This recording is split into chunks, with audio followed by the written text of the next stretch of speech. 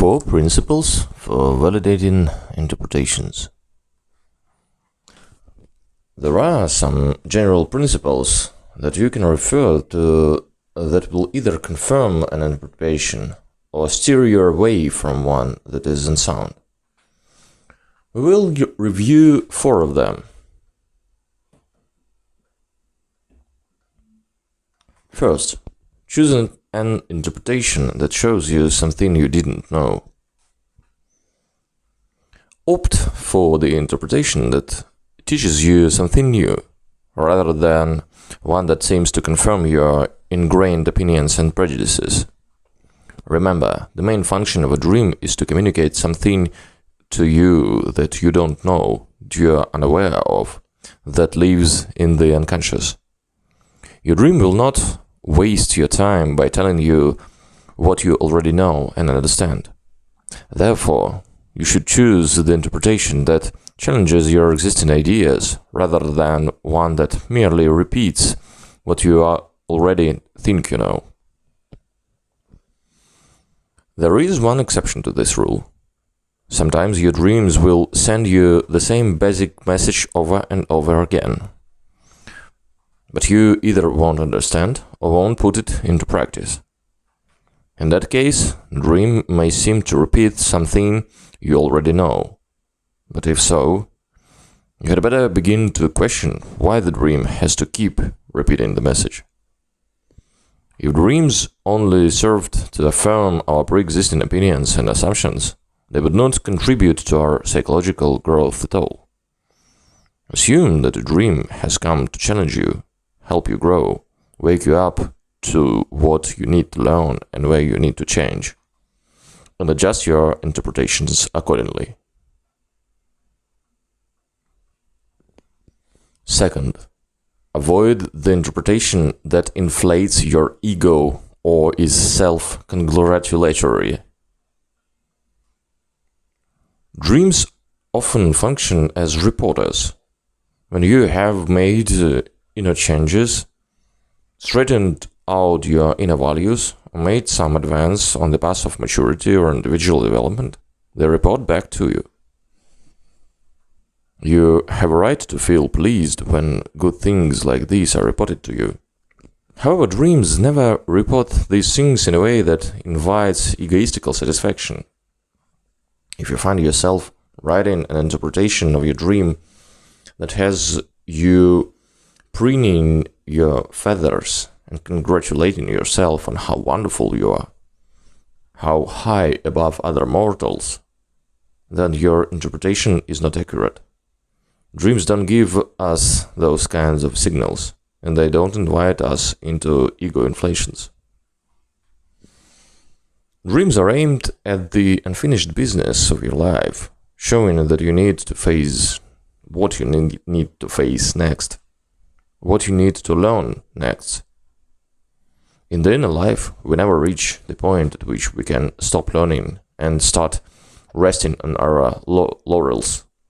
So if you find yourself writing a self-congratulatory interpretation of a particular dream, try to see it for what it is.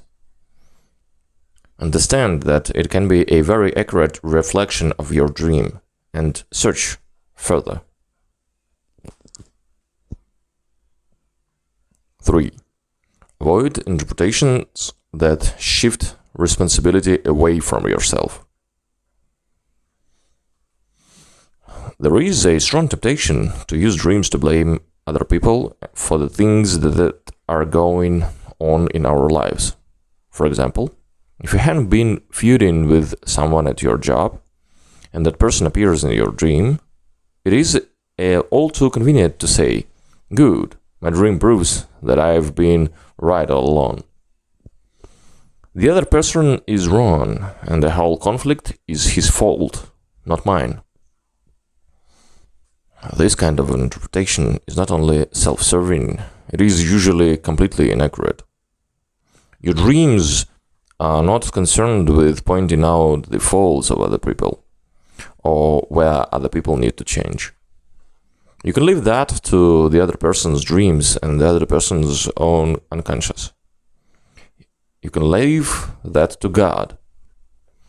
Your dreams are concerned with you, what is going on inside you, the invisible energies that are shaping your inner path, the areas of your life where you need to become conscious or make changes.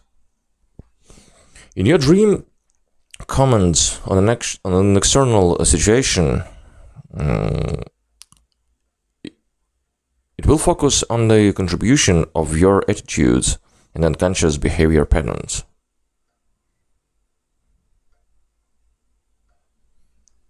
Four, learn to live with the dreams over time. Fit them into the long-term flow of your life. Usually a dream can be understood in terms of specific events in your inner life in the last few days. Sometimes, however, you have a big dream that is showing you a panoramic view of your inner development over a long period of time. It may interpret for you what has happened in the past, show you what it will take to place in the future, and give you an idea of how your present experiences fit into that long-range flow.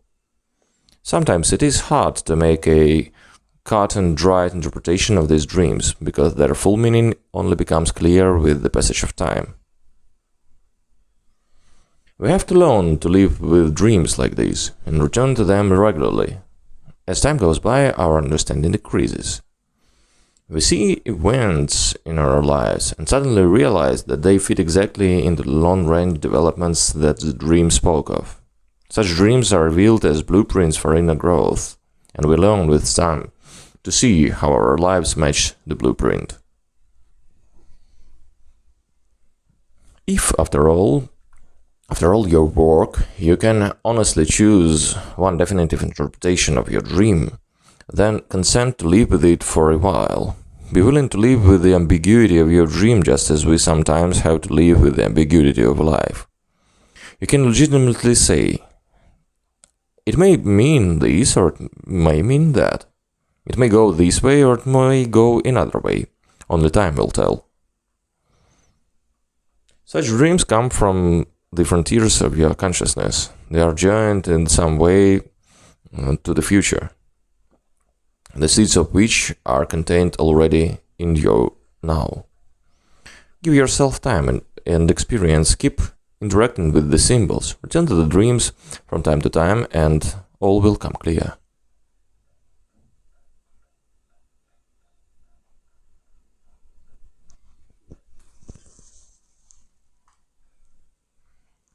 Step 4. Rituals.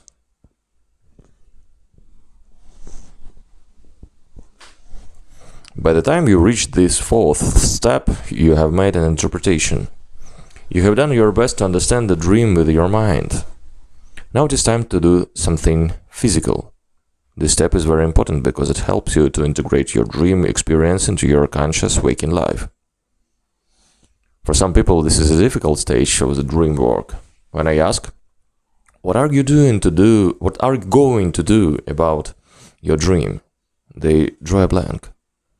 Yet, with a little practice, you learn to use your imagination and invent ingenious rituals that will give your dream immediacy and physical concreteness. You will be surprised at how much power this fourth step has to intensify your understanding of the dream and even to change your habits and attitudes. Acting consciously to honor dreams.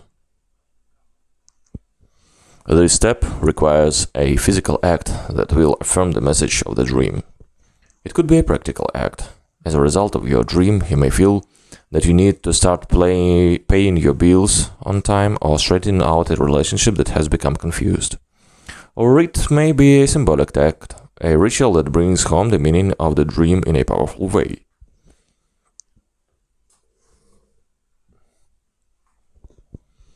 Many examples come to mind. People sometimes dream that they need to be more aware of their feeling side, their feeling values.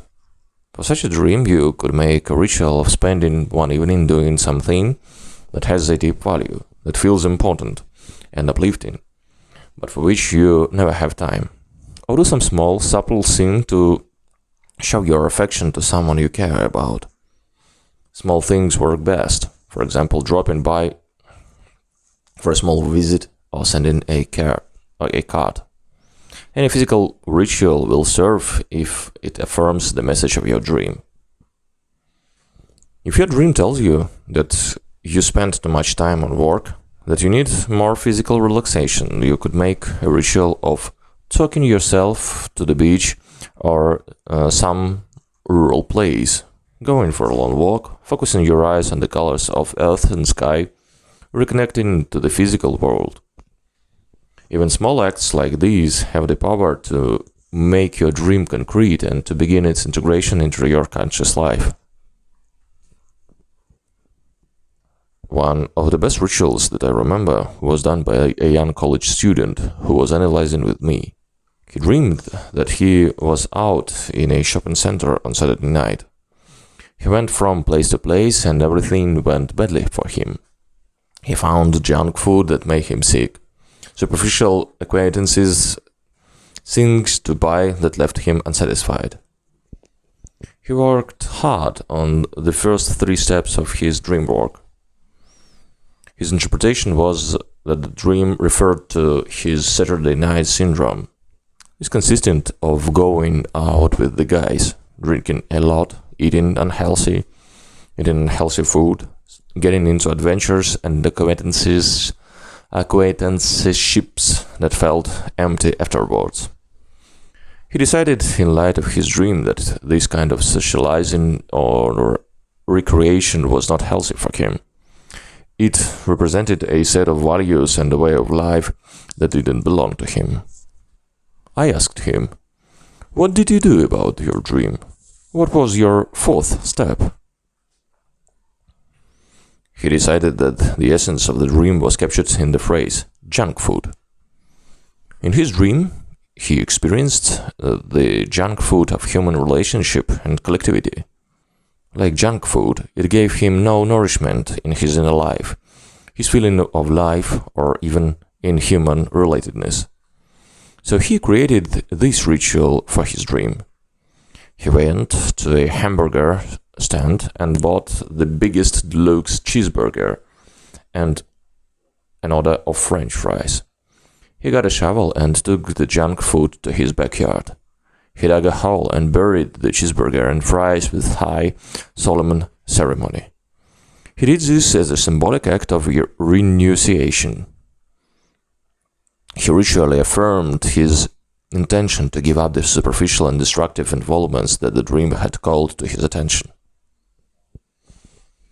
This dream and this ritual had a profound effect on him. They initiated a great evolution of his consciousness, strength, and maturity. The ritual cured him of seeking nourishment where it could not be found, of giving his life over people and activities that could not feed him on any deep level. This is an instructive example of what our society does to our young people in general. We have lost the traditional forms of collectivity. The family, the clan, the school, the church, that would nourish them psychologically and spiritually. Most of the social forms and activities available to them do not contribute to their physical health and to their inner well-being.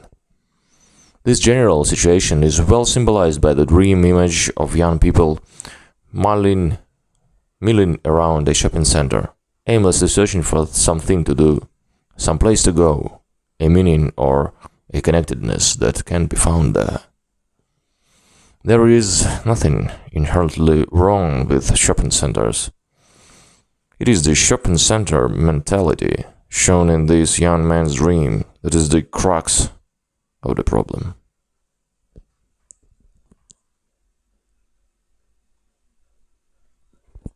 People are usually surprised to learn that the most powerful rituals are the small ones, the subtle ones. It is not necessary to do big things or expensive things. In fact, it is counterproductive to put on huge amounts of time or energy on your dream ritual. Don't set out to clean the entire house or try to whip your entire business into shape in one day because you had a dream that told you to get better organized. It is best that you not try to involve all of your friends. You do not need to organize a jogging club and elect officers just because your dream told you to get more exercise. Keep your physical rituals small and subtle, and they will be more powerful. The ritual is a physical representation of the inner attitude change that the dream called for. And it is this level of change that is requested by the dream. It is also not a good idea to try to make ritual out of talking about your dream or trying to explain yourself to people. Talking tends to put the whole experience back on an abstract level. It gets contaminated with your desire to present yourself in the best light. Instead of a vivid, private experience, you wind up with an amorphous, collective chat. The best rituals are physical, solitary, and silent. These are the ones that register most deeply with the unconscious.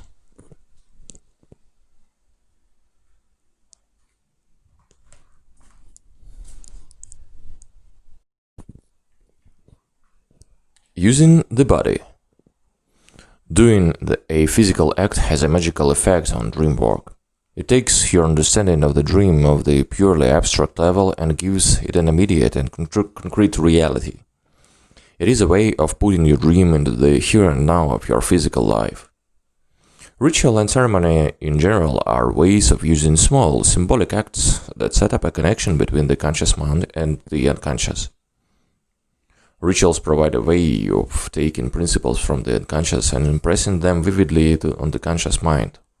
But rituals also have an effect on the unconscious. A highly conscious ritual sends a powerful message back to the unconscious, causing changes to take place in the deep levels where our studies, attitudes, and values originate.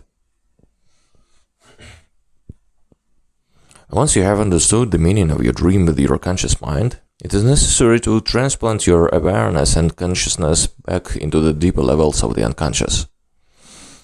We can think of this as taking a seed from a plant that has sprouted and replanting it back in the soil from which it grew. In the same way, when we replant our consciousness back into the unconscious, it produces the new energy and new life below in the primal matter. The cycle of generation continues, and new forms push their way up to the level of consciousness.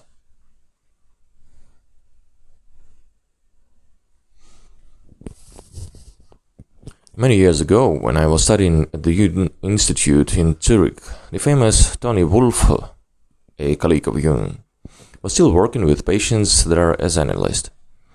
On this particular subject, doing something concrete about your dream, she was known as a holy terror.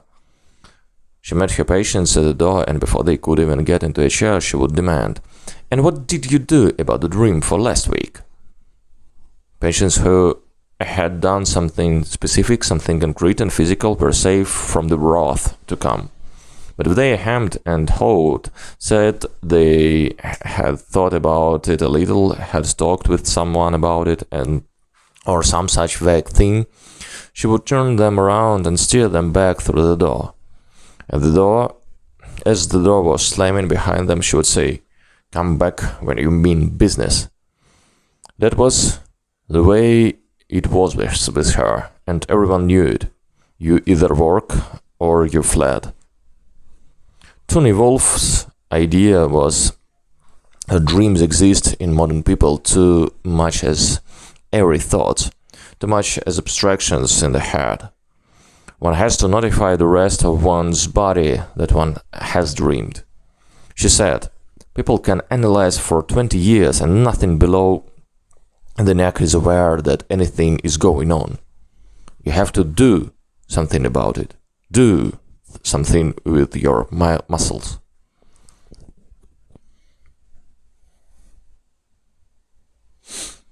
Our tendency in the West is to make everything abstract, to use wordy discussion as a substitute for direct feeling experience. We have a tremendous need to get our bodies and our feelings involved. we have to transform our theoretical ideas into gut-level experience. Ideas and images from your dream should enter into your emotions, your muscle fibers, the cells of your body. It takes a physical act. When it registers physically, it also registers at deepest levels of the psyche.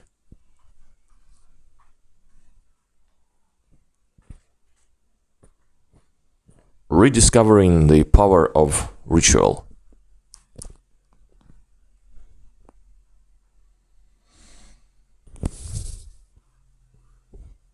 Just as we have to overcome cultural prejudices in order to approach the unconscious, we have to drop some of our ingrained prejudices in order to respect ritual as a necessary and helpful part of human life.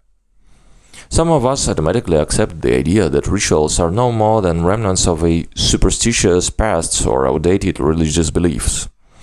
The words ritual and ceremony are often used despairingly to mean empty and meaningless formality.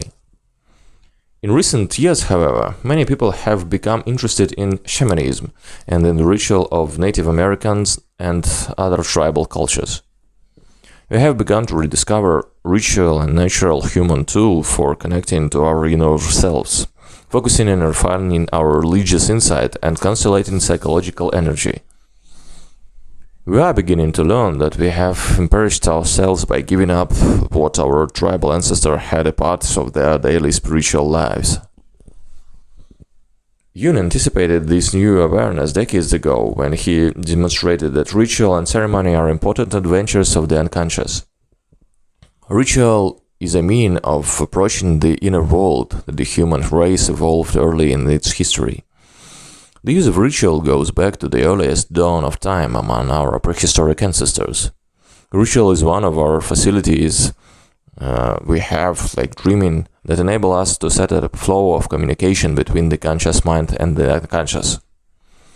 Our instinctual hunger for meaningful ritual stays with us today, even though we have lost our sense of its psychological and spiritual role in our lives.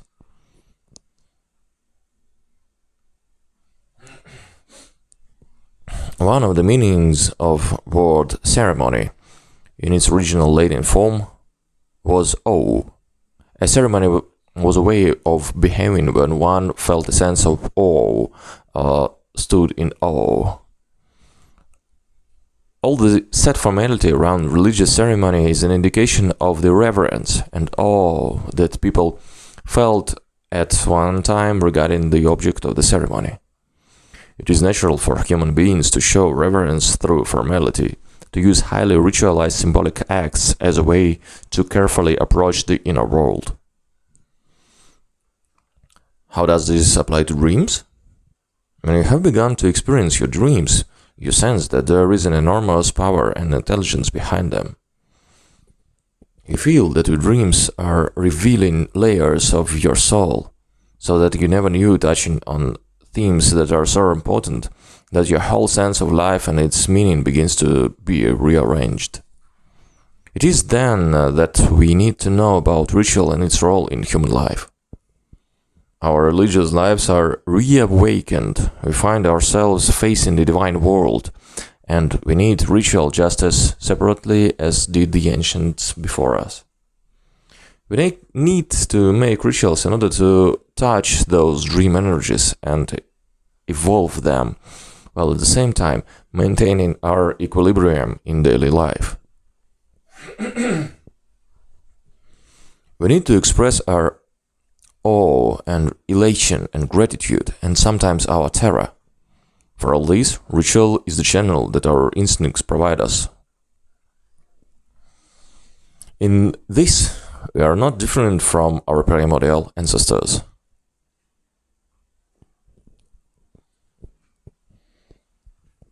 All my experience as a psychologist leads me to the conclusion that a sense of reverence is necessary for psychological health. If a person has no sense of reverence, no feeling that there is anyone or anything that inspires awe, It generally indicates an ego inflation that cuts the conscious personality off completely from the nourishing springs of the unconscious.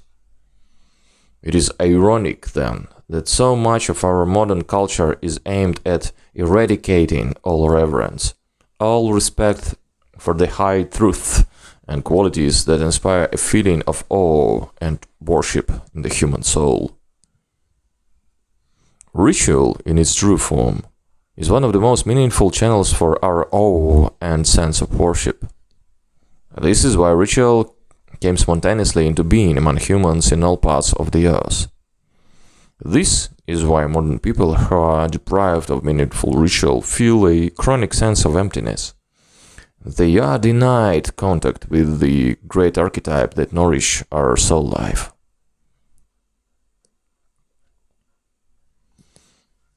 If we took a ritual from a psychological standpoint, we may say that the correct ritual is symbolic behavior consciously performed.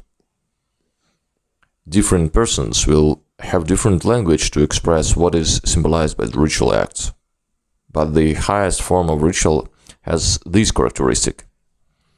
Those who participate sense that they are doing an act that has symbolized meaning, and they consciously seek to transform that act into an active, dynamic symbol. Their every movement becomes a symbol in motion that carries the power of the inner world into the visible and physical form. Whether we are aware of it or not, much of our behavior is symbolic. But what transforms physical acts into high ritual is the expression of symbolism within a conscious act. At its best, ritual is a series of physical acts that express in condensed form one's relationship to the inner world of the unconscious. The role of ritual in the growth of consciousness is related to its power to make symbolic experience into something physical and concrete. Although we can understand the meaning of symbols with our minds, our understanding is made immeasurably deeper and more concrete when we feel the symbols with our body and our feelings. When we only think about symbols or talk about them, we are able to detach ourselves too readily from the feeling quality that surrounds them. But if we do something to express the symbol, something that involves our bodies and our emotions, the symbol becomes a living reality for us. It etches itself indelibly on our consciousness. Ritual is the tool that makes it possible to bring forth the essence of dream situation, the essence of principle the dream teaches, the essence of the archetypal energy in the dream. Ritual reduces the voltage enough that we can translate them into immediate concrete acts.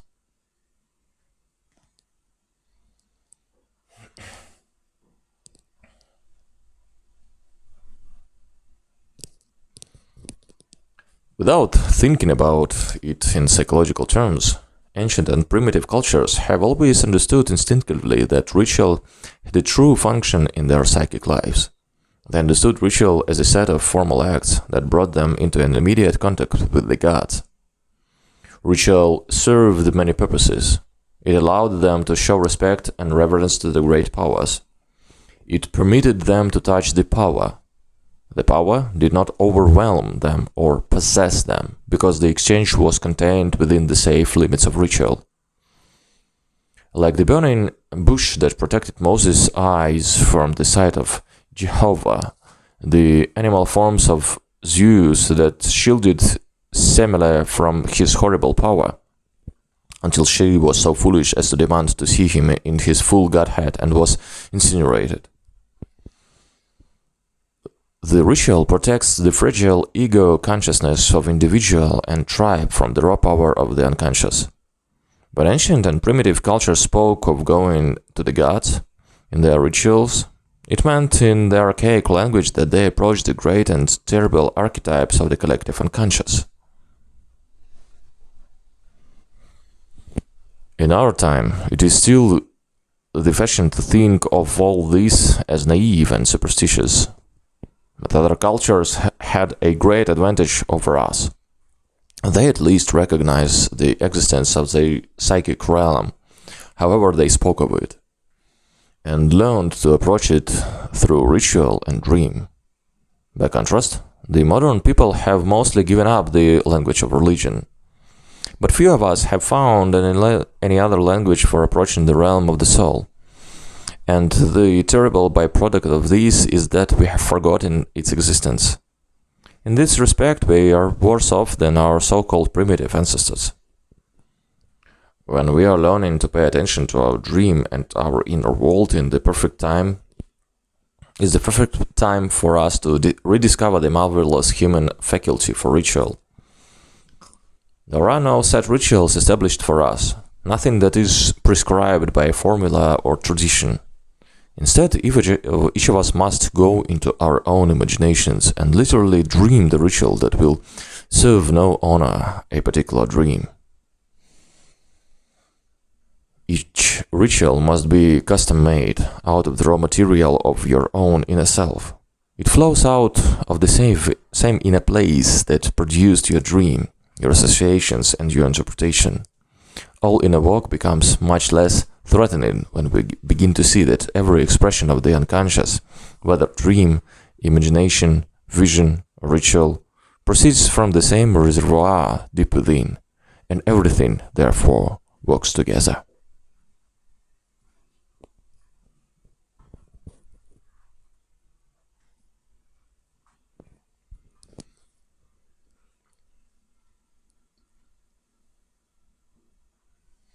The ceremony of the flowers. To illustrate ways that different people have custom-designed simple rituals to honor their dreams, we will look for a few more examples. The first takes us to a dream that we looked at earlier, the dream of the monastery. You may recall that I said earlier we would be returning to this dream to see what happened with the dream and the dreamer when she approached the fourth step of dream work. The dreamer's experience illustrates a fact that is well known to people who work regularly with their dreams. If we don't do our work inwardly and do small rituals to express our inner situation, it often generates a great change of constructive energy in the external world around us and shapes our external circumstances in ways that we would never have anticipated.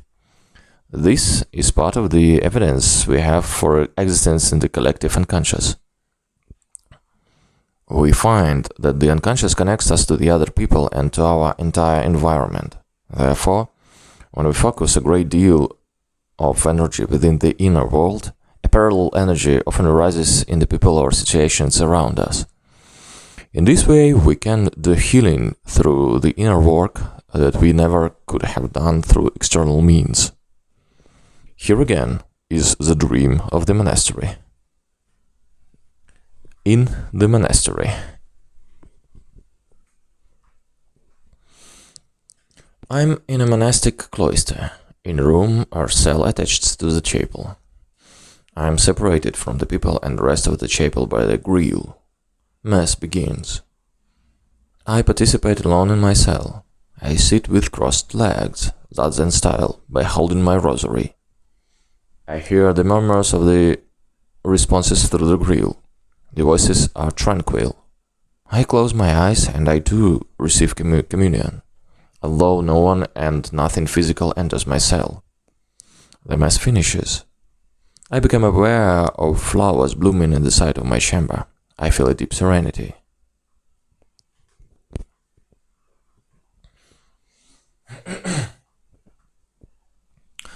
After this woman worked on her dream, she saw the implications of her religious life and practice. But she couldn't think of anything physical to do about it. It seemed to be a matter of inner vision, of understanding inwardly. No outer act was implied. In fact, if she ran out and began searching for a religious group to join, it would violate the spirit of the dream, which was to be quiet in her own awareness of the spirit. Finally, the young woman thought of a simple symbolic act she could do that would express her feelings about the dream and its meaning to her. In the dream she had received communion, she saw that flowers had burst spontaneously into bloom at the side of the cell during the Mass.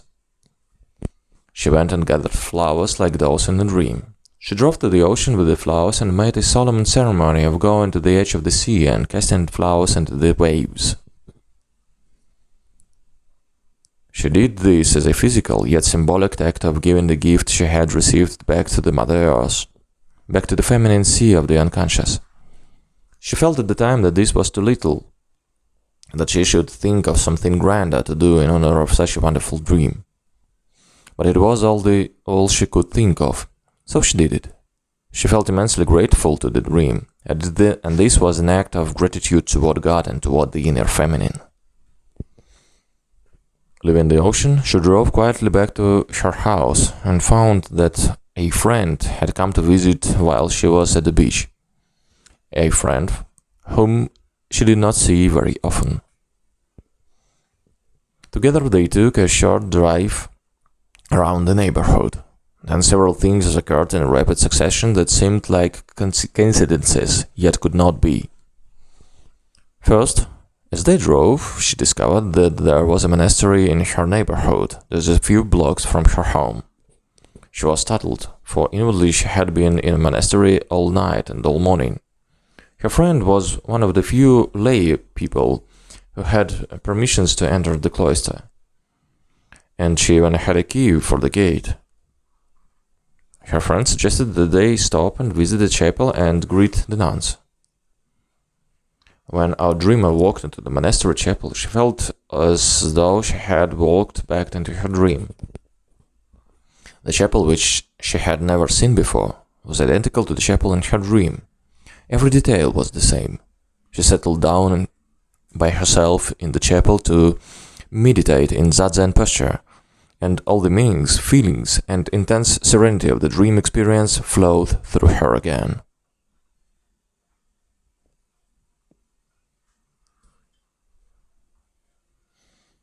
In the days that followed, she too was granted permission to visit the monastery regularly to meditate, spend quiet time, and nourish the part of her that is monastic.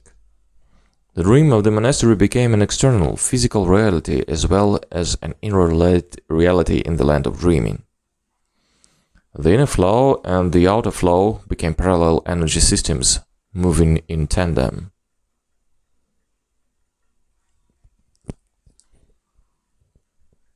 The paradox in all that, at the point where she was ready to give up all external forms of belonging or of institutional religion, this woman suddenly found herself in a physical monastery, a physical chapel, a physical group of nuns with whom she can spend a few hours or of her week in a sense of religious community.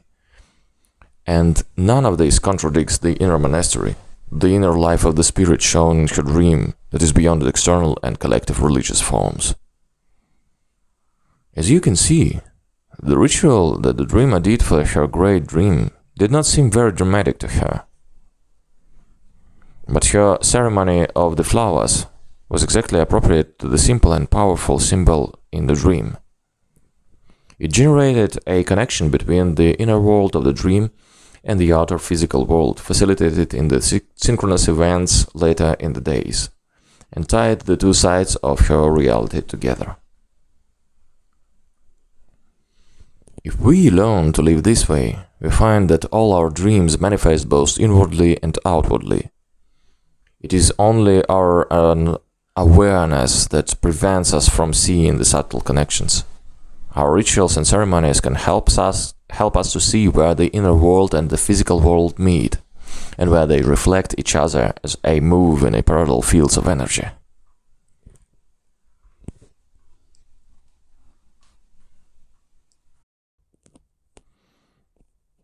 When you can't think of anything to do, you can always do a simple physical act, even if you can't think of something that relates directly to your dream. Go out and walk around the block in honor of your dream. If that is all you can think of, light a candle. Do something. If you consciously do some act, any act, in honor of your dream. It will register with your unconscious. I remember a marvelous man, a monk, who came to do analysis with me. He had never come closer to the incarnate world than Thomas Aquinas. He was an intellectual, and everything for him was spiritual, theoretical, and abstract. In response to his dreams, he did the most airy flights in fantasy and theology. But his dreams never seemed to register with him in his emotional life, his practical life, his relationship to people and to the world around him. Everything was fine until he came to the fourth stage of the dream work. Then he would get angry with me. He didn't see why he should do anything about the dream. He thought it enough to understand with his mind, to grasp the theory. One day he worked on a dream and he got angry with me as usual and said, "So, what do you expect me to do about this one?" A rational response jumped out of some place in my unconscious. "You could go out and look at the bark of 10 trees in honor of the dream." He looked at me, startled, stood up, muttered something, and backed out of the room. I felt a little sheepish. There wasn't anything about trees or bark in the dream. I was just as startled at what had come out of my mouth as he was. About 3 hours later, the monk came pounding at my door in high excitement. He said, "Robert, you don't know how interesting the bark on the trees is. Some of it is brown, some is gray, some is smooth, some has great wrinkles in it, and little creatures live in it. It is a different color in the north side and then on the south side, and moss grows on it, and you wouldn't believe how beautiful and interesting the bark on the trees is." In that 3 hours, this man awakened for the first time to his physical being and to the physical world. He saw the spirit in the physical world, rather than dissociated from it. It was as though we had fashioned a Zen Buddhist koan. What is the bark on 10 trees? Koans are cryptic statements or vignettes that Zen Roshis, masters, traditionally give to monks, ordering them to find an answer to the koan. But the koan is so constructed that no answer can be found within ordinary ego logic. The monks must push themselves out of traditional categories and over the brink into rational, intuitive wisdom. One famous example of a koan is this. Show me the sound of one hand clapping. As with all koans, there can be no ordinary answer to the question, what is the bark on 10 trees? But my friend discovered as his answer that you find the entire universe in the bark of 10 trees.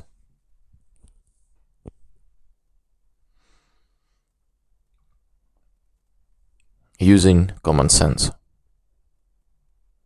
Your imagination will usually produce a good physical ritual for your dream.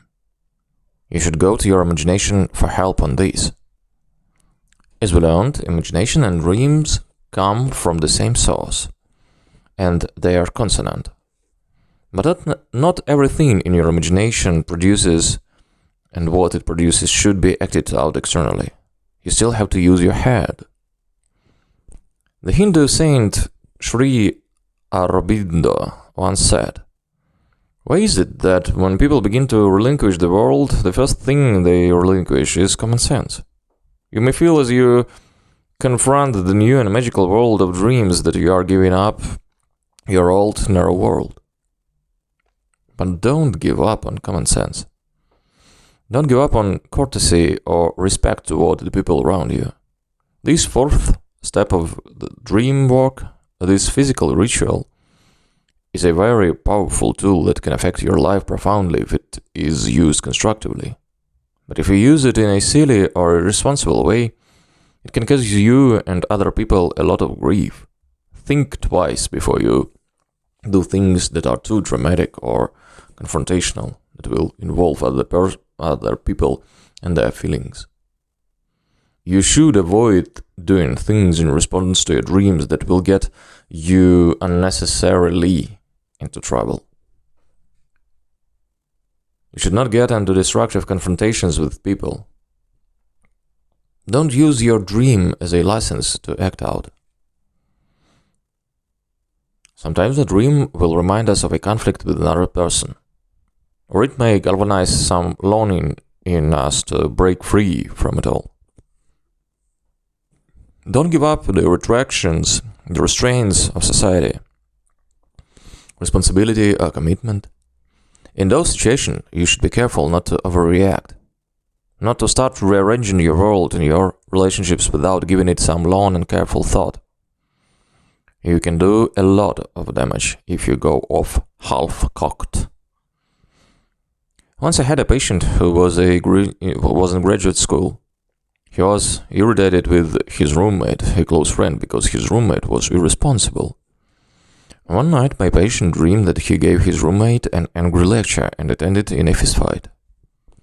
When he awakened, his first impulse was to go and tell of his roommate, tell him what an ass he was, and have it out with him. But instead he did his dream work. He asked, "Who is the one inside me who is represented by my roommate's image?" He began to realize that he was really most upset with his own irresponsibility, which kept him from studying for his classes. He had chosen my friend's image to represent his own tendency to be lazy and disorganized. When he came to the fourth step of the dream work, he asked himself what physical ritual he could do to make his dream concrete. The temptation to go fight with his friend was still very strong, but he resisted it. Instead, he sat down and wrote a long letter addressed to the part of himself that needed to grow up, make some decisions, and be an adult. He wrote several pages. He explained everything he had learned about taking responsibility, making choices and sacrifices, sticking to a schedule. Everything that his inner roommate needed to know. He put the letter in an envelope, addressed the envelope to himself. Then he went to the post office and made a formal ceremony of posting it. The next day, the letter arrived in the mail. When he opened his envelope addressed to himself, he was shaken. It was as though the voice of unconscious coming from far away was speaking to him through the letter.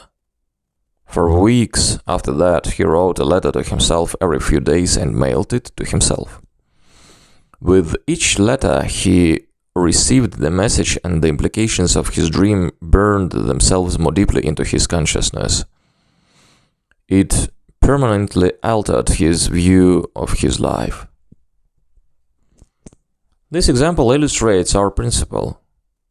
The fourth step of dream work does not consist in dramatically confronting people you're angry with, breaking up relationships, or doing destructive things.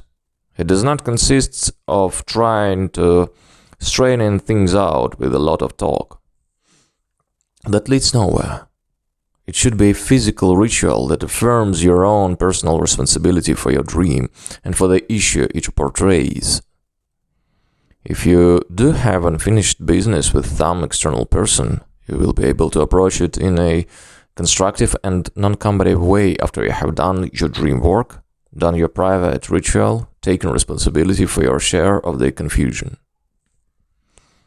Keep your rituals subtle and low-key, positive and affirmative, and you will get the best from them.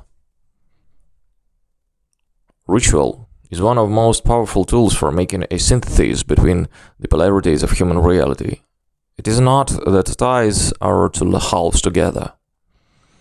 The archetypal, spiritual yang needs to be tied to the here and now earthiness of your yin nature. The masculine spirit that gets so lost in abstraction and theory needs to be anchored to the feminine earth, needs to experience directly the feminine soul. The path to the feminine side of reality is through concreteness, matter, and as matter, mother, earth connectedness. All of this constellates most directly through the physical act.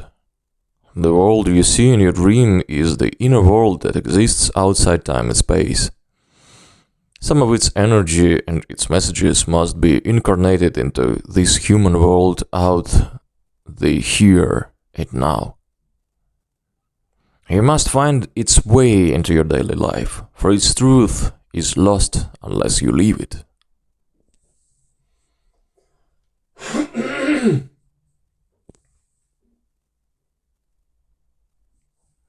Dreamwork illustration. The Four Hoodlums. To illustrate our four-step system in a practical way, I am going to walk through a sample dream, and you are invited to join me. This is a fairly short dream, and I had many years ago. But dreams that seem small and simple can have earth-shaking implications for the dreamer, and this one did for me.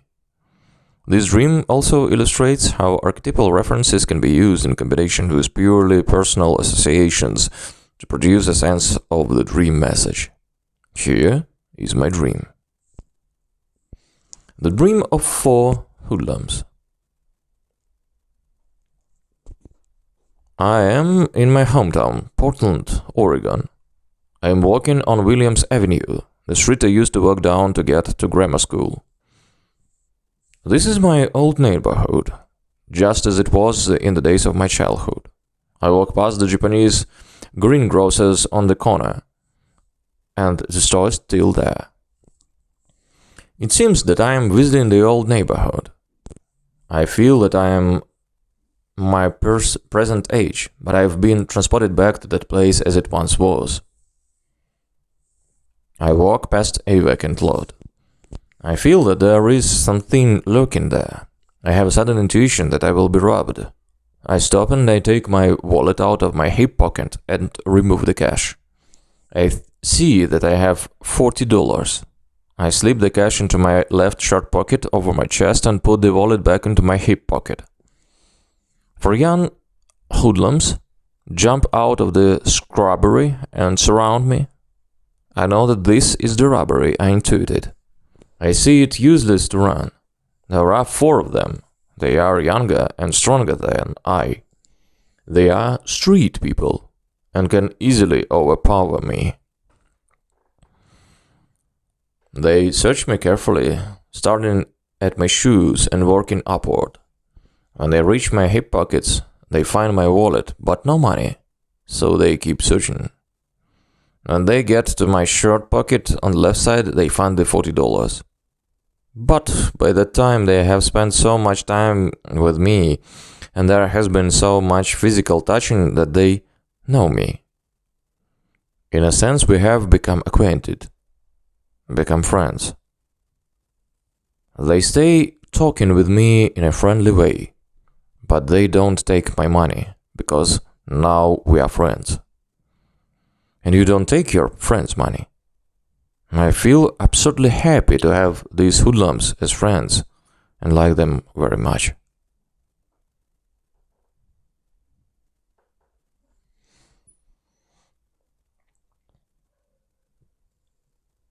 Step 1.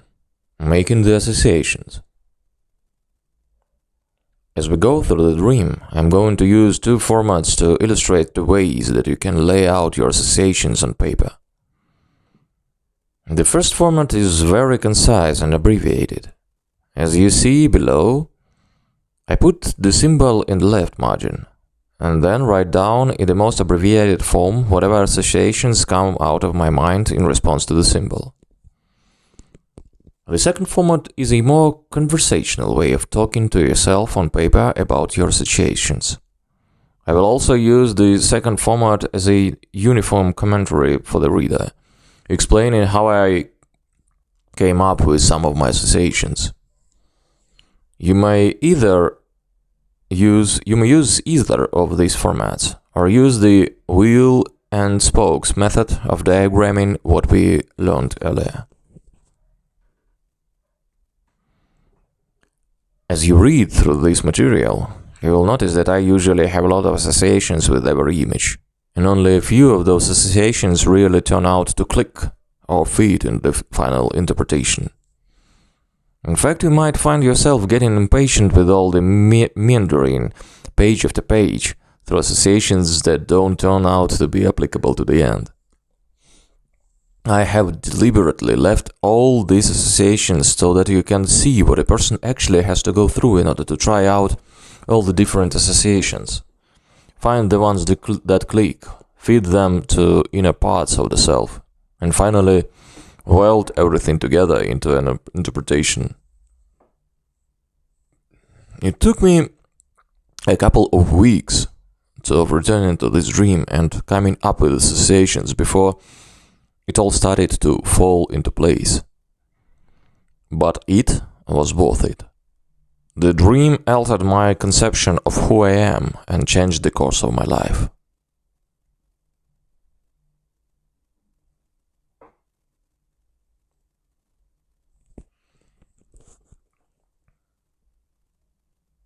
Associations to Williams Avenue and the old neighborhood.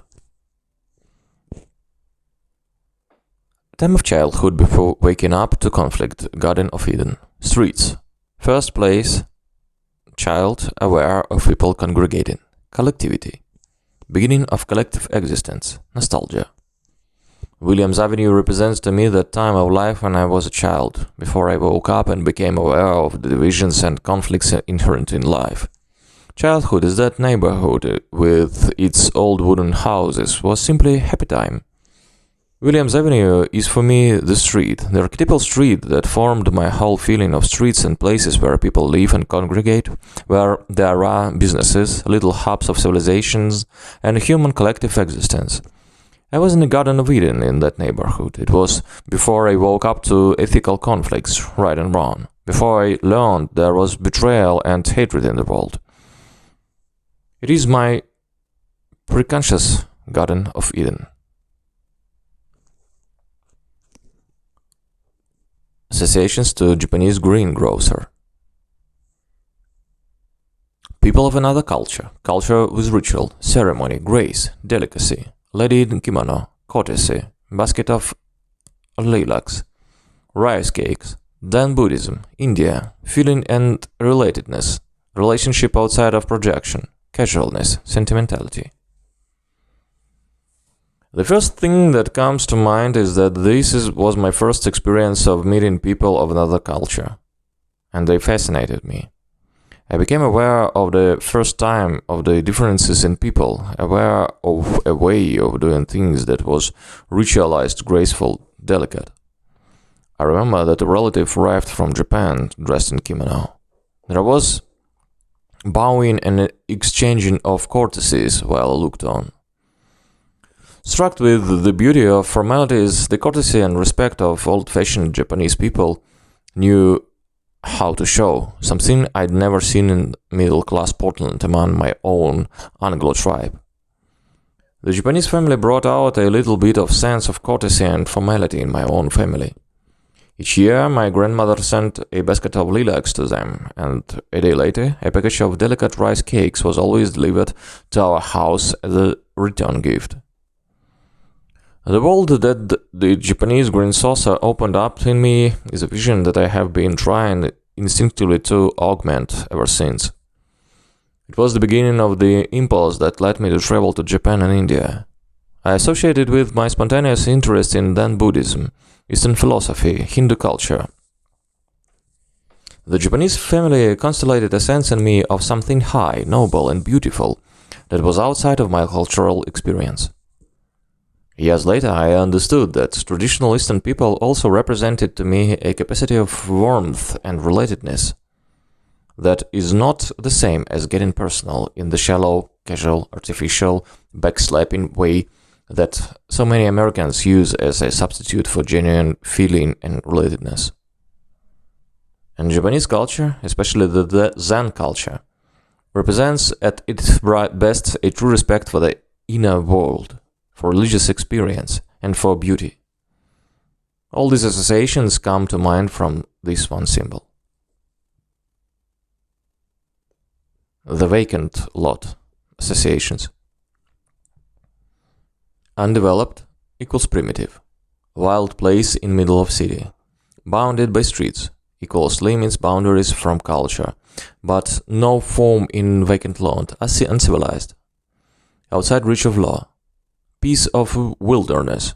Have to clear weeds annually. Fire hazard. Hiding place for outlaws. Retreat. Religious retreat. Shadowy place. Place of shadow. Unconscious place in the middle of conscious areas. To me, a vacant lot is a piece of untouched primitive land in the middle of the city. Everything around it is civilized, developed, turned to human use. But lot is still like a piece of wilderness. Although the vacant lot is bounded and defined by streets, which I think represents civilization to me, it is not civilized. It feels like a place that is outside the law, like the Sherwood Forest of Robin Hood, where the hoodlums, literally outlaws, could lurk. I also associate it with unconsciousness and with the shadow, a place inside me that is circumscribed by consciousness, but is in the shadow and outside my conscious control. Associations to wallet. Place where you keep money, so place for keeping resources. Credit cards, ID, therefore wallet. A kind of passport for getting by with people. Wallet usually goes as hip pocket. Keeps money at hip level. Wallet useful, but can also be for show. Pretentious, an artificial form of security. The money. $40 is for wholeness, completeness, totality, the completion of a cycle of synthesis. Money is a resource, energy, power, psychological strength or power, life force, something you invest, keep at the hip level or at the chest level. Where is it invested? Where is it put to work? This is where archetypal amplification begins to help. I know that numbers are very important in dreams, and I know that the number 4 is a traditional symbol of completeness, unity, wholeness, totality. This is so in most religions, in alchemy, in ancient philosophical systems. The Greeks believed in 4 elements: earth, air, fire, and water. The Christian Mandala has 12 disciples grouped in 4 sections around Christ. The American Indians structured their religions around 4 directions and 4 winds. It represents a bringing together of the main elements of the individual into a whole of consciousness. Money seems to be associated with resources, perhaps physical or psychological energy, or at a deeper level, life force. Money is something one invests. So where am I investing my life force, my attention, my main energy? Resources are also personal talents, strength, intelligence. You can use money to get something done. Thus, a capacity for practical things, getting something accomplished. Money is something we earn by our efforts. It represents the accumulated value of our work, discipline, expertise.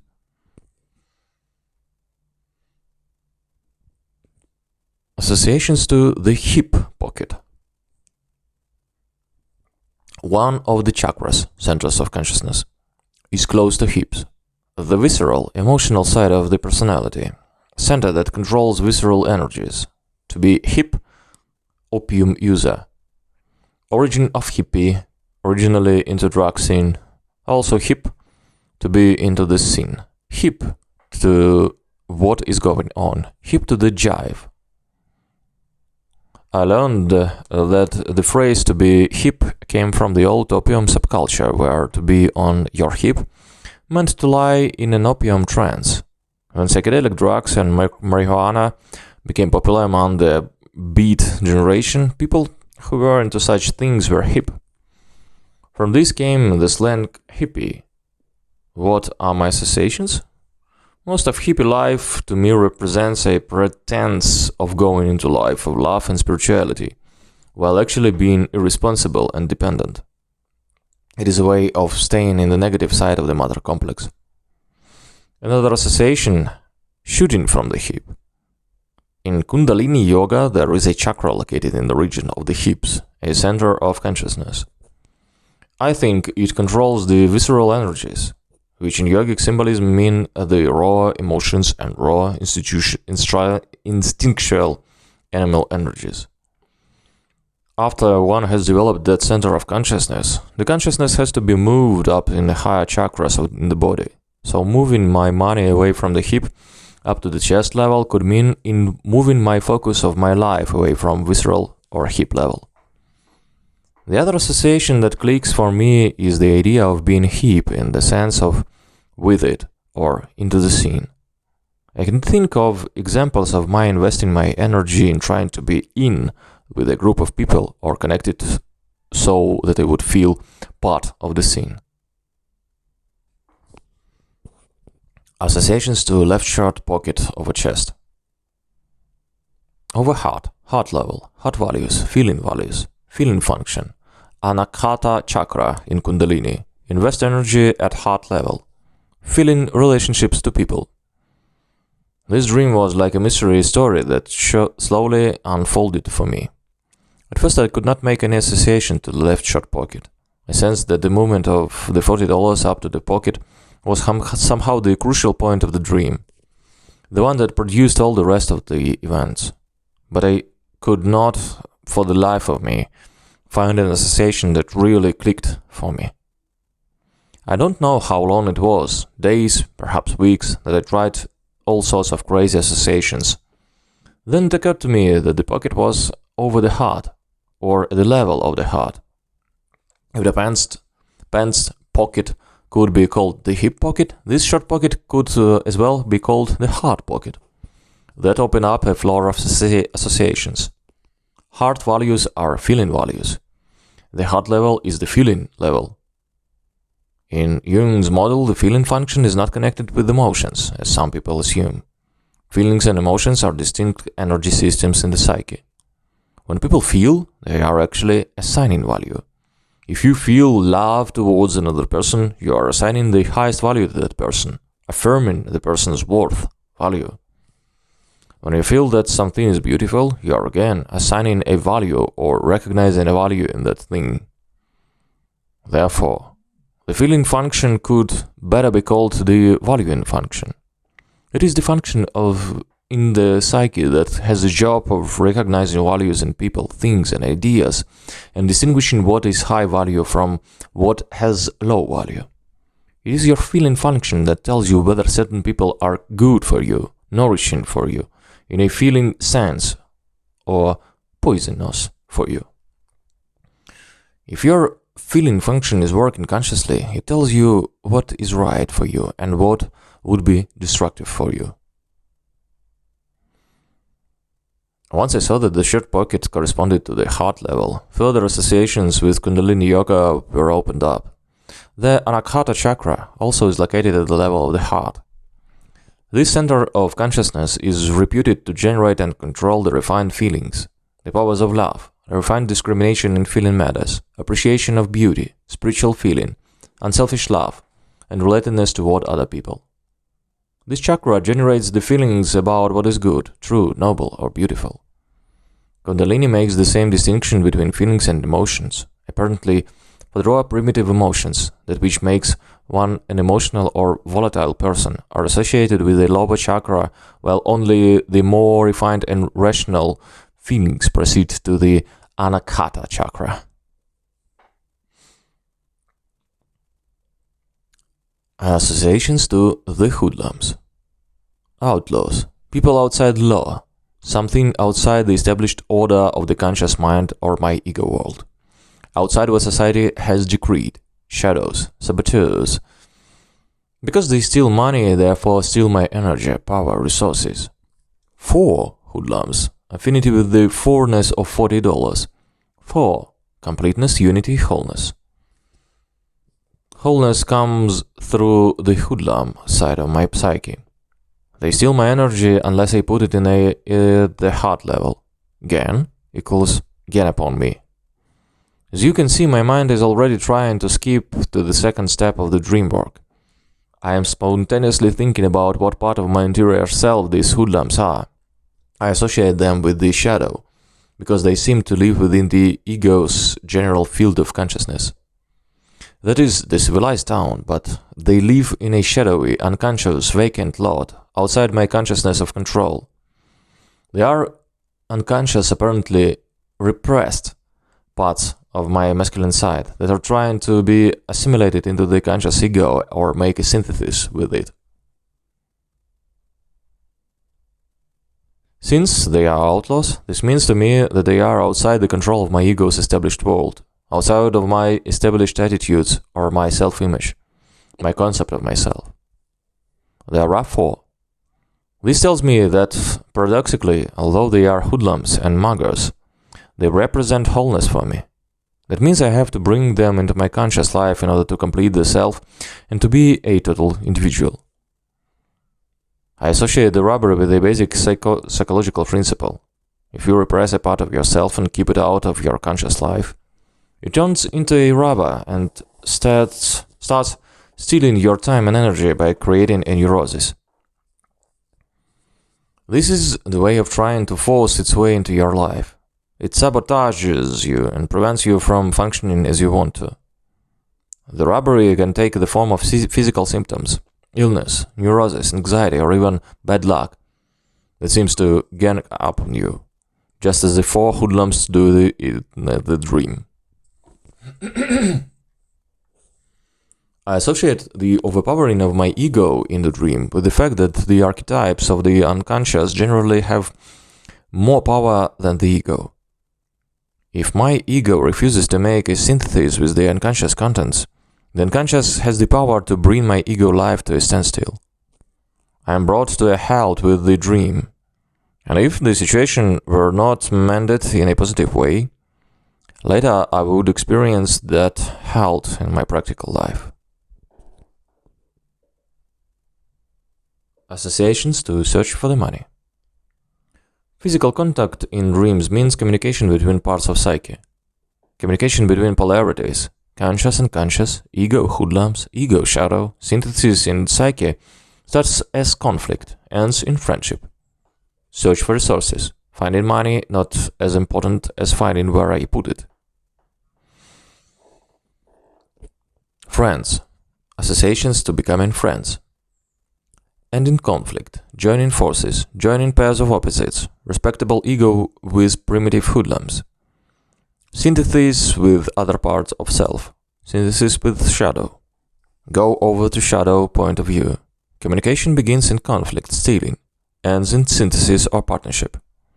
Learn from hoodlum, make room for lawlessness in life. Friendship possible if money invested at a high right level. All the interaction we see between the persons in our dreams are forms of communication among the various parts of our total self. There may be fighting, wars, love, hate, friendship, enmity. All this is a kind of rubbing together of the polarities and getting acquainted among the different energy systems that coexist within us. So this searching for money in a curious way is the one form of communication my ego has with the hoodlum, shadow part of myself. Most communication in the psyche begins in conflict. The unconscious parts of the personalities have to fight for equal time, for some recognition against the dominant attitudes and power systems of the conscious mind. But fighting, robbing, some kind of confrontation is better than no contact at all. If, from the conflict, the ego can learn to open itself to the viewpoints and values of the shadow side, then the conflict slowly evolves into friendship and synthesis.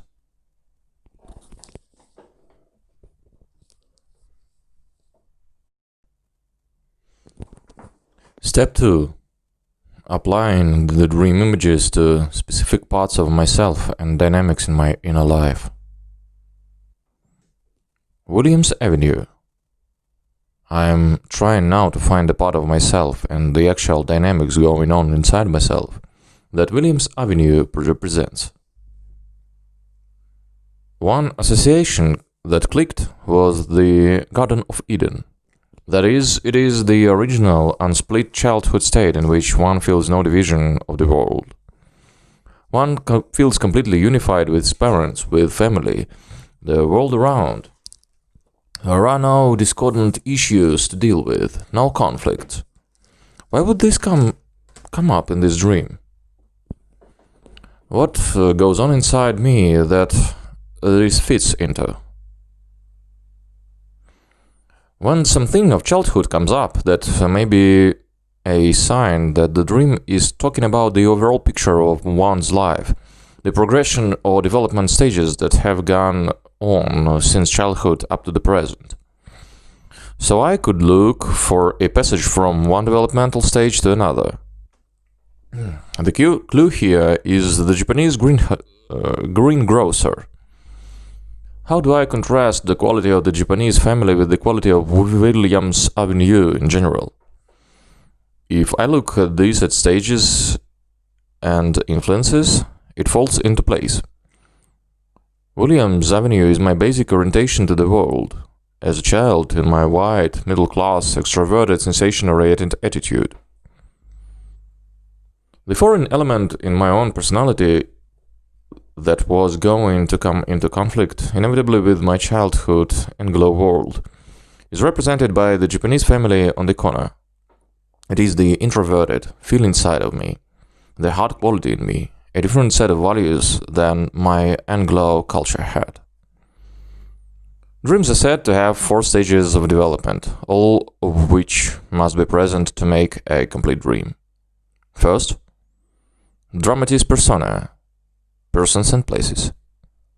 Second, statement of the problem. Third, response to the problem within the dream, development. Fourth, lysis, i.e. outcome or resolution. The original setting is Williams Avenue, which is my set, tight, extroverted, practical, Anglo world. The problem is started when I see the Japanese greengrocers. The problem is an encounter, starting in my early childhood, with a culture that represents opposing values. But all that culture does is awaken the child to the opposing values that were already sleeping within him, dormant, waiting to be awakened. This is the beginning of a lifelong encounter with the shadow, a movement toward completing the self. The response to this problem, the development of this theme, comes later with the relocation of the $40 to the heart level and the robbery by the 4 hoodlums. So, in order to be a little more specific, if I ask what part of me Williams Avenue is, I can say that it is the seed of my present ego structure, the beginnings of the value system that later became my dominant attitude and main viewpoint toward life. What is important to this dream is that this dominant attitude is one that squelches feeling, that is embarrassed by feeling and equates it with embarrassing emotionalism. It is a culture that mostly uses sentimentality as a substitute for real feeling.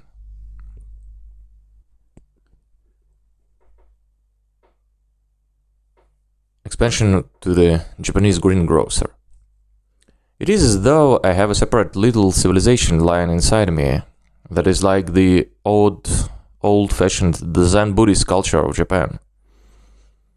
That part of me is focused on inner things, on the life of the soul, on the contemplating the archetypes and the face of God, searching for inner harmony and consciousness.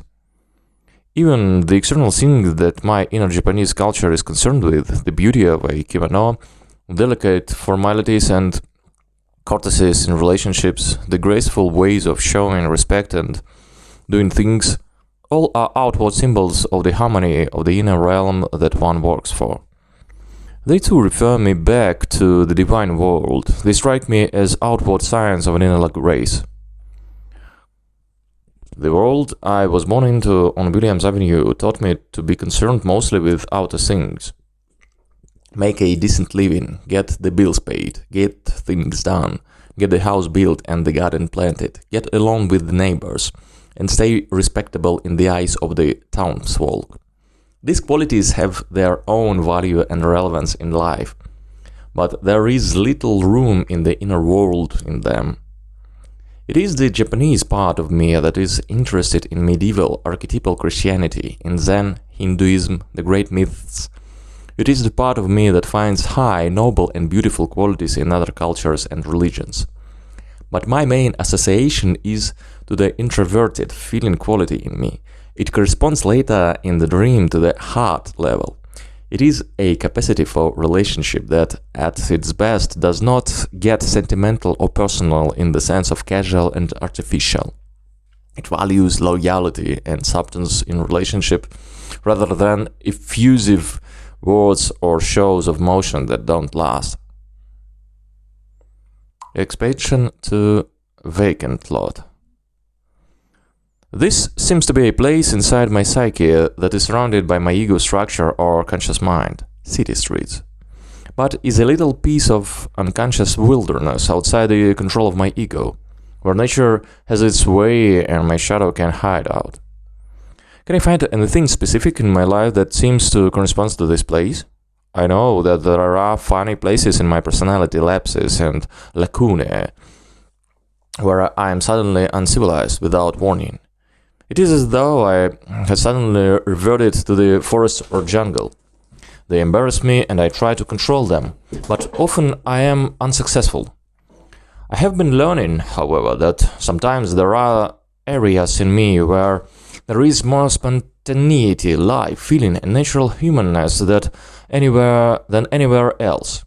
By trying to bring all these vacant lots under regimented control and make them respectable, I often squelch the best of most natural parts of myself.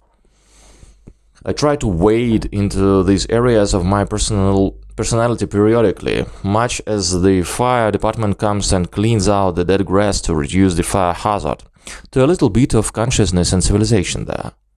But otherwise, I decide to let the weeds and wildflowers grow unmolested. I relate this to my feeling side. I get sudden enthusiasm of people. I suddenly like certain people and want to do things for them or spend time with them. I suddenly come off my formal, restrained, civilized English gentleman persona and pour out my love or appreciation to someone in a spontaneous burst of enthusiasm. I often feel embarrassed by this and fear that I have embarrassed other people or that things are out of control.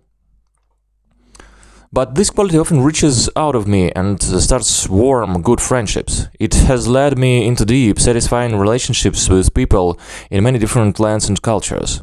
I am often in a quandary over this vacant lot inside me.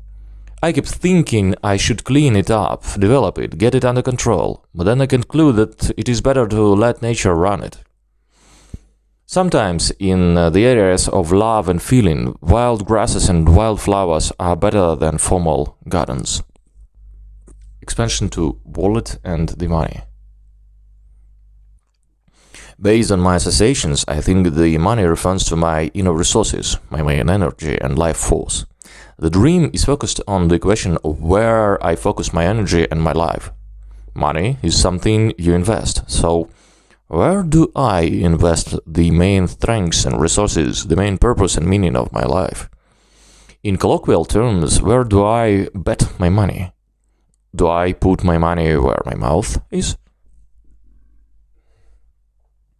The foreignness of the money tells me this is no minor issue. This is my main life energy, the principal thrust or direction or commitment of my life.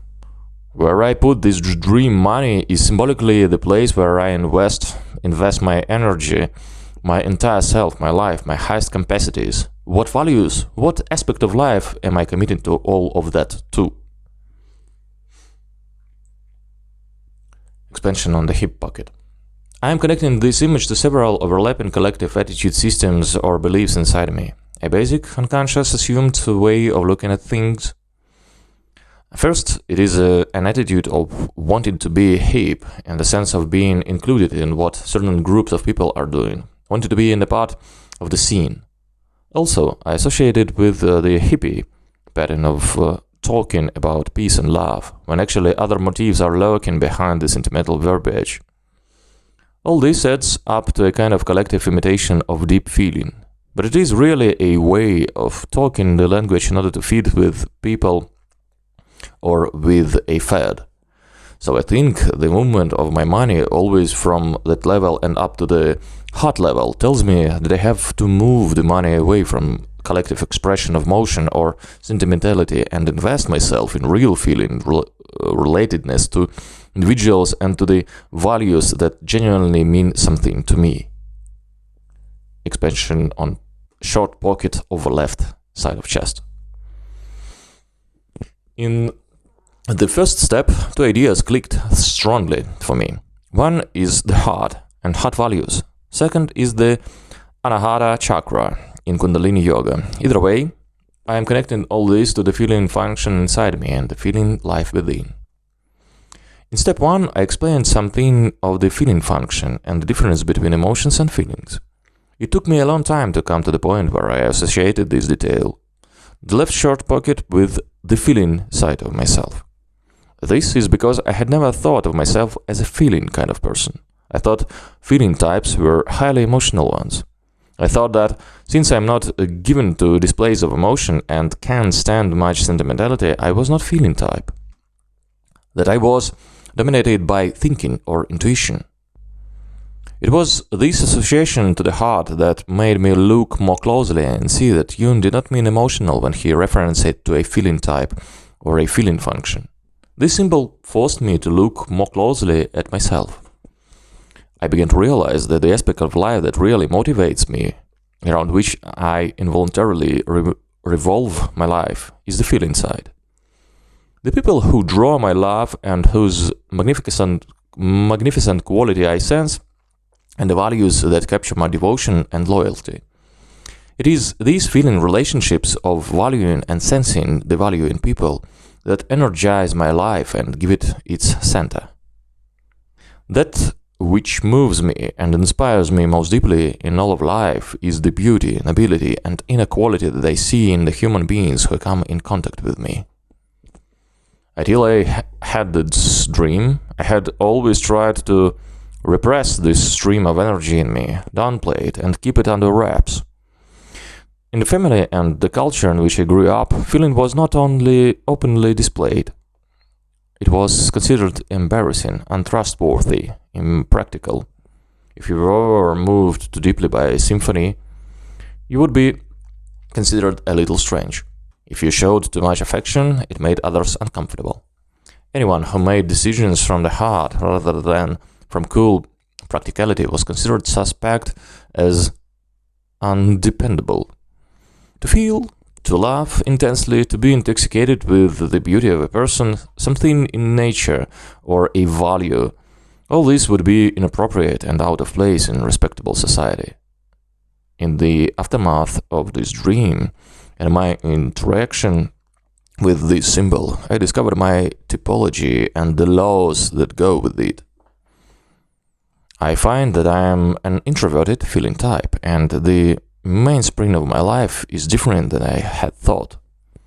So I identified the part of myself that seems to correspond to this symbol, and I found a specific set of dynamics in my inner life that show this part of me in action. The movement of the money to this pocket seemed to me to represent a new investment of my energy, my capacities, my life itself, in the feeling function. I felt that it represented investing in a new center of consciousness corresponding to the heart and the Anahata chakra.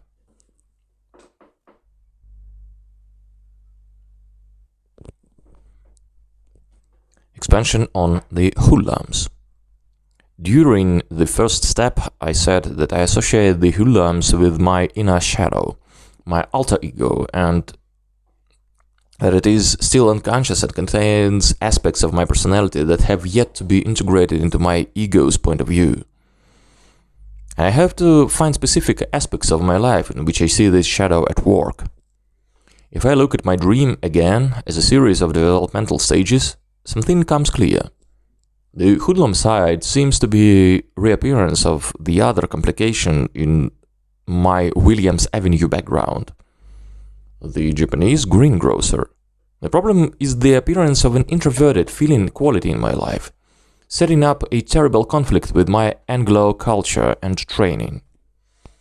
It shows up first in the Japanese family, then it reappears and the conflict goes into a further development in the form of the shadow, the hoodlum quality. The introverted feeling quality is mine, but it couldn't find a respectable place to live in my ego world. Therefore, it got repressed into a vacant lot, a little island of the unconscious inside my field of consciousness. My ego sees this part of me as hoodlum, but since the hoodlum appears as 4, the dream is telling me that the hoodlum is a crucial part of me and that I need him in order to make myself whole.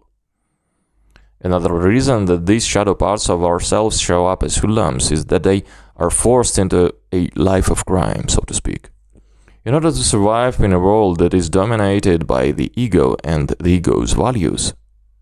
For example, if a feeling kind of a man refuses to leave his feeling side, his shadow will steal energy from him and invest it for him in his feeling side. Mostly this is done by compulsions. We fall into love against our will. Our hearts suddenly go off on crazy paths of their own, leaving our cool, collected minds aghast and struggling vainly to maintain order and dignity. Our hoodlum feelings also steal energy by putting us into depressions and other moods. They make us physically ill. Depressions and moods and illness produce rather low-grade feeling lives. But the unconscious apparently feels that something is better than nothing. But our inner hoodlums also perform a noble role. Like Robin Hood, they steal from the rich and give to the poor. They steal from our wealthy ego empires and give to our undernourished feeling functions. I could see this part of myself at work in my life in another way also. The dream showed that the conflict between me and my hoodlum shadow went on and on until finally we became friends. And the crucial thing I had to do in order to stop the robbery, the loss of energy, and to become friends was to relocate my money at different level, at the heart level. I could see that I had been in this conflict with my introverted feeling side for many years, and it had been robbing me through compulsions, through depressions, through psychosomatic illness. And finally, now, I could see that it was possible for me to put my money at the heart level, acknowledge my true feeling nature, and make friends with my hoodlums.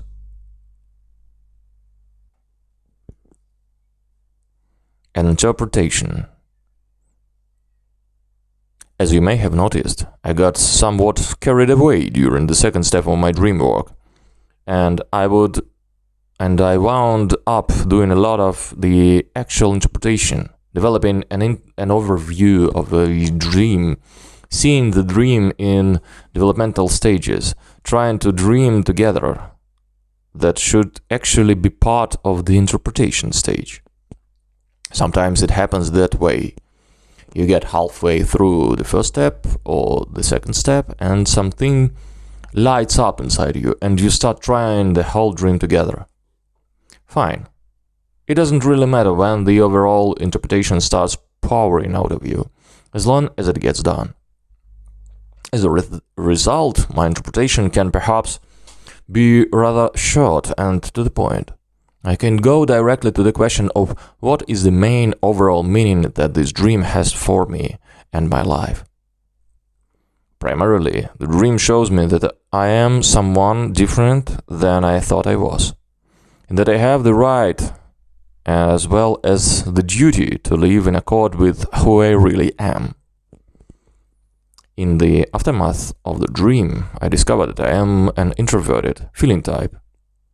The main focus of my life has to be feeling values and my feeling relationships to the world around me, but especially to people. Now, what does this mean to me in practice, in the way I live my life? I can take courage and start devoting myself consciously, deliberately to the feeling world. I can devote a large portion of my time and energy to cultivating my friendships, my relationships with people. I can devote time to the activities and subjects that have quality and depth and profound meaning for me. Most important, I can do this without feeling guilty, without feeling that I am giving in to some hoodlum side of myself, entertaining myself with the warm companionship of human beings when I ought to be doing something useful. The essence of this dream is relocation of energy. The relocation of energy from other levels to the heart level, the feeling level of life. I don't have to spend my life trying to think, be logical and intellectual. The dream shows this to me in a perspective that takes into account my entire life, and a slow evolution that has gone on throughout my life up until the time of the dream. That evolution begins with childhood in the Garden of Eden, where I assume that there is only one viewpoint in life, that of my middle class, Anglo-Portland family and neighborhood. This becomes the dominant attitude system, the attitude system that runs my life for years to come, that defines my social personality and my concept of myself. The problem aspect of the evolution, the conflict that must come into every life in order to engender growth, is symbolized to me as a child by the presence of the Japanese family. Examples of an introverted feeling culture that contrasts with my own and sets up involuntary resonances in the secret places in my soul. That urge to be in the midst of an unfeeling culture, a feeling human being, becomes the hoodlum in my unconscious, banished to the vacant lot, kept in hiding. The lysis resolution of the dream, the resolution of the conflict, the healing of the split in the psyche, takes the form of this relocation of energy that is symbolized by the placing of my money at the level of the heart. This means that I can and must redefine my life around feeling values, around being a feeling person. And when my inner hoodlum finds that I have voluntarily relocated my energy, there is no longer anything to fight about.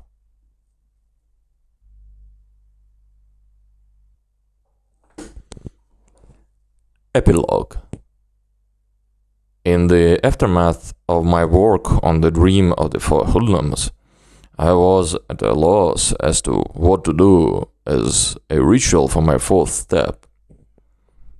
It took me a long time to fully understand the application of the dream. I didn't realize yet that I was going to eventually change the whole focus of my life and make feeling exchanges with people my top priority. I knew I should do something, so I found a vacant lot, got out of my car and walked around it a couple of times. That helped. It got me physically connected to the dream. Then I let it rest for a while. By coincidence, it happened that I traveled through Portland, Oregon, a few months later. I remember my dream and decided that I could do a powerful ritual for connecting with my dream if I went back to my old neighborhood and actually walked around the places that had appeared in my dreams. So it happened that I returned to the scene of both my childhood and my fateful encounter with my feeling side. I found Williams Avenue changed. I started at my old house and began walking over the route that I had taken in my dream. I passed the Japanese green saucers. The building was still there, now a beer hall. I walked on and was half startled to find the vacant lot was still there after all these years, overgrown with bushes and shrubbery. Irrationally, in spite of myself, I started to get scared. I was no longer in the outside world.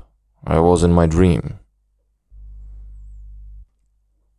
Suddenly, as I walked slowly past the vacant lot, a young man stepped out of the bushes and approached me. Well, the time had come, I thought. I was about to be robbed just as in the dream. He was streetwise, just like a hoodlum in the dream. He looked me over, and he sensed that I wanted something, that I was looking for something. Of course, he had no way of knowing that I was looking for a deeper understanding of my dream, that I was walking in my dream. So he began to question me. Did I want marijuana? No. Then what about cocaine? No. Did I want a woman? No. Heroin? No.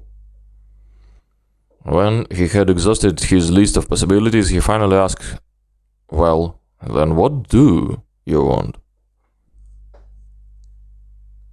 It flashed through my mind that I could tell him that I wanted to talk with the hoodlums in my dream, that I wanted to walk by the Japanese grocers and the vacant lot until I connected with the parts of me that I had left there so many years before. I could have told him that I was walking in my dream and that he had walked into it and joined me. Perhaps he would have understood, but I didn't. At that point, the interaction between my dream world and the physical world had become too intense for me. I walked on, got into my car, and fled the scene. By the time I put myself through this ritual, I had touched my dream on as many levels as I could. It had become a vivid part of my life, an experience that I went back to in my mind repeatedly, living with its symbols and the meaning that were slowly becoming more clear to me. I gradually altered my life to accord with the new conception of myself the dream had planted in my mind. What was that new conception? The dream forced me to realize that the most important thing in life to me is friendship and feeling exchange with other people. I don't need to have many acquaintances, but I require good friendships that involve a deep level of communication. Whether it be an exchange of ideas or the simple joy of being together. In response to the dream, I made my mind to go to India, to visit an ancient culture where people still related to each other through the archaic ties of clan and tribe, where warmth, feeling, and human exchange are valued above logic, order, and production. The series of visits I made to India and the Orient gave me a new reference point outside the mentality that I had been reared in. I gained a concrete sense of what it is to live among people who place love and feeling and human exchange above all other values. I felt at home.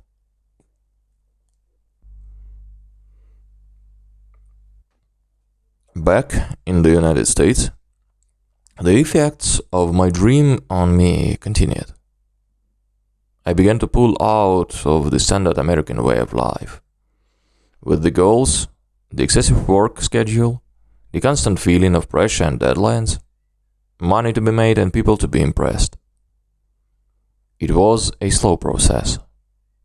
But now, years later, I can say that the way of my life contrasts greatly with those of the life I was leading when I dreamed of the four hoodlums. There is time for relaxation, for visiting friends, for playing in the yard, for listening to music, for active imagination. The succession of practical changes that made this possible begin with the dream and the new attitudes that began to evolve inside me, the new conception of who I really am that began to develop in response to its symbols.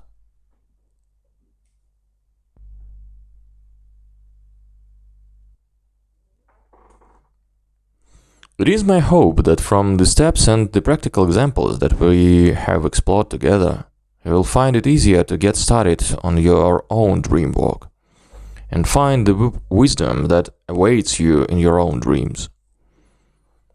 Remember that unconscious continuously expresses itself and voluntarily generates all the associations and references that you will need in order to understand your own dreams.